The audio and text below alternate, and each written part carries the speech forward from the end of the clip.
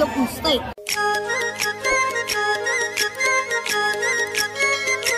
नमस्कार मंडळी, कसे आहात? मजेत आहात ना? तुम्हा सगळ्यांचं आपल्या कोळी फॅमिली चॅनल मध्ये खूप खूप खूप मनापासून स्वागत आहे.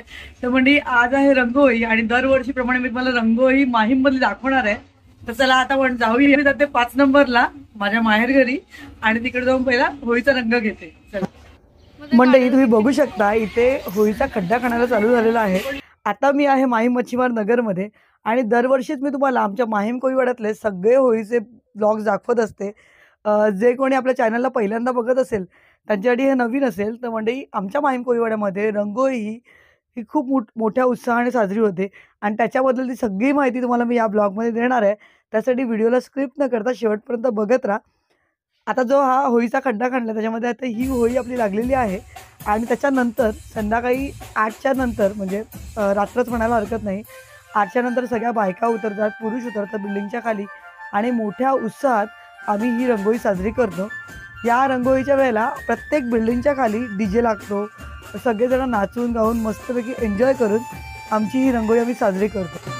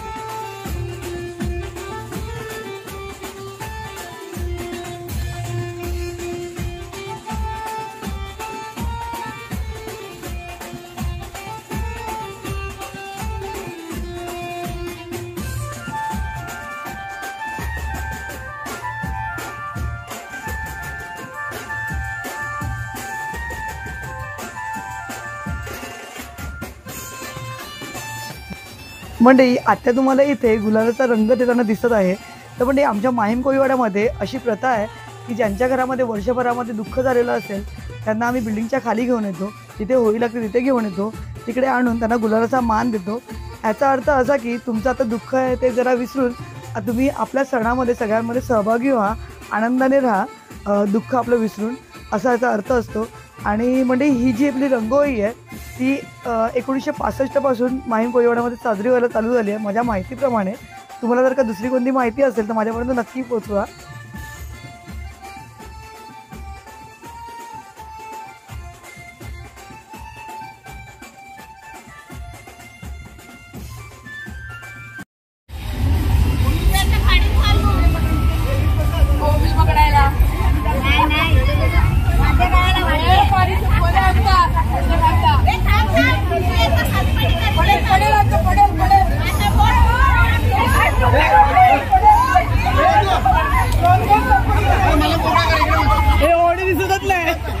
हे होडी दिसतच नाही, गायब. असं वाटतंय बेंचवर बसलेत.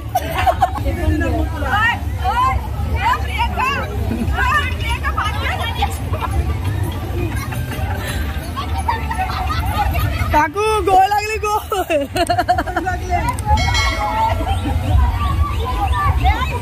राया.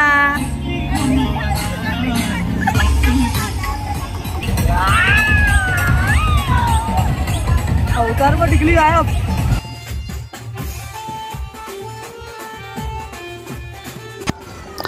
चला मंडळी, आता आपण माहीम कोळीवाड्यातली थोड्या ठिकाणचं तुम्हाला मी होळी दाखवते, कारण की तिला तिच्या सगळ्या फ्रेंडला भेटायचं होतं. ती म्हणते चल मम्मी आपण कॉलनीत फिरायला जाऊ. म्हणजे तुम्ही बघताय इथे शिवशक्तीची मोठी होळी सुद्धा आलेली आहे. काही जणांना दुसऱ्या दिवशी टाईम नसतो त्याच्यामुळे आदल्या म्हणजे रंगोळीच्या दिवशी काही जण होळी मागवतात आणि ती त्यांची होळीसुद्धा आली आहे. तर आता मी आहे 8 आणि 6 नंबर बिल्डिंगच्या खाली आणि इकडची आहे ही रंगोळी.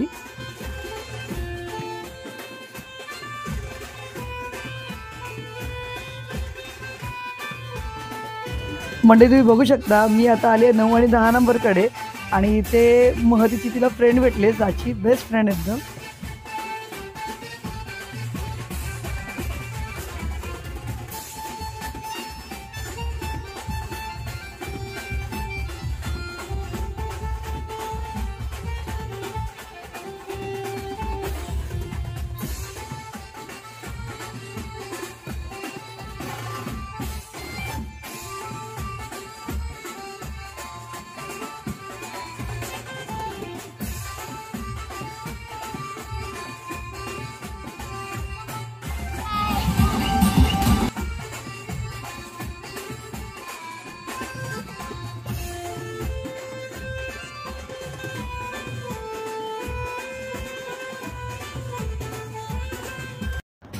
आता म्हणजे आपण आहोत 13 नंबर आणि 14 नंबरच्या खाली.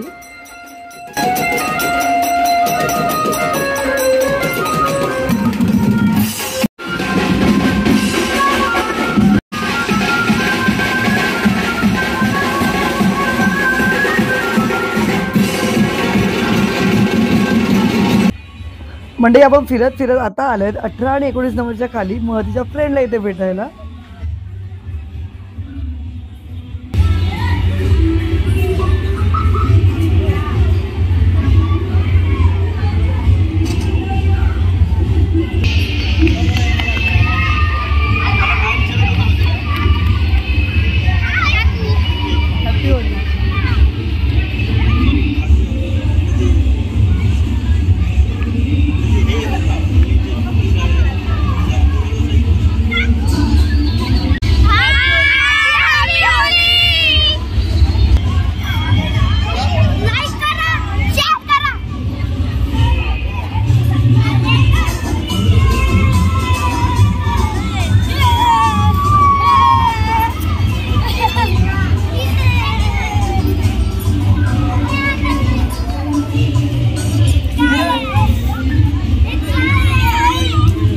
मंडळी आतापर्यंतचा ब्लॉग बघून तुम्हाला समजलं असेलच, प्रत्येक बिल्डिंग खाली सेम मजा मस्ती धमाल असते.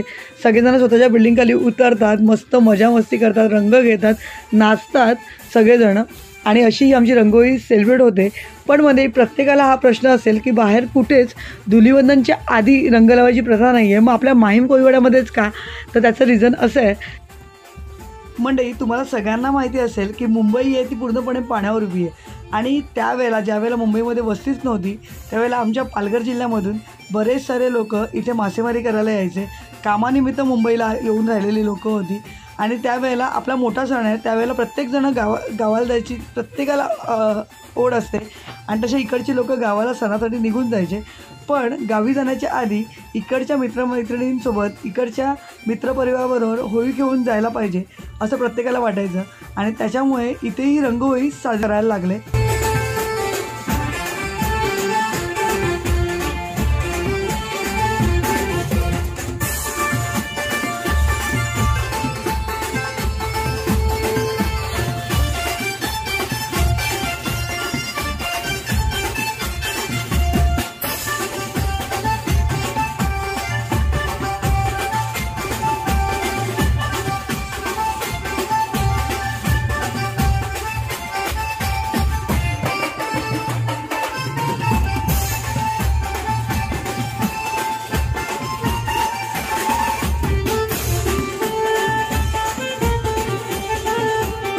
चला आता जाऊया प्रीती मामीच्या माहेरी.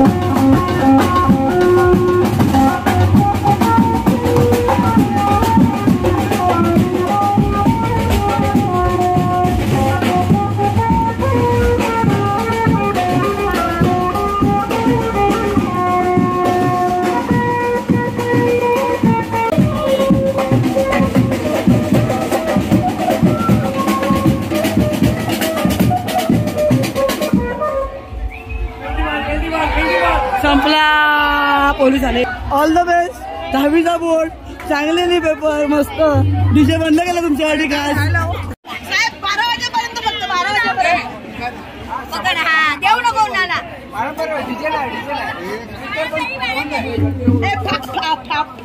आमच्या कोणी समाजाला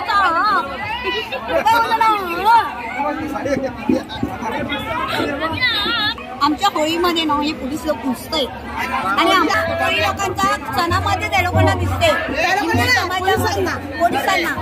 आणि जर कॉमेडी लोकांचे असतात तेव्हा एक पण काय बोलत नाही का? ते पैसे देतात आम्ही काय करतात? सुटे देतात आणि पाण्याने रंगाने खेळतात. आमची मजा करतात.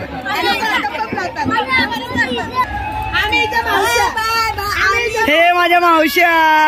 बाय. हाय. ही पण माझी मावशी आहे. नमस्कार. या सगळ्या आमच्या माहीम कोळीवाड्यातील महिला मंडळ. चला रंगोळीबद्दल थोडंसं बोलूया.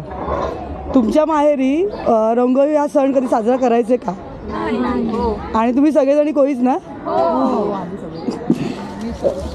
तुम्ही नाही म्हणालात. तुम्ही माहीम कोळीवाड्यातलं? हो, मी माहीम कोळीवाड्यातलीच आहे. माहीम सिलूक येथे माझं माहेर आहे. आणि शिल्पा काकू सुद्धा माहीम मधलेच आहे. लग्नाच्या आधी कधी माहीम कोळीवाड्यामध्ये येऊन रंगोळी साजरी केलेली नाही. रंगोळी काय असते अजूनपर्यंत ते 1 वर्ष पण सोडलं.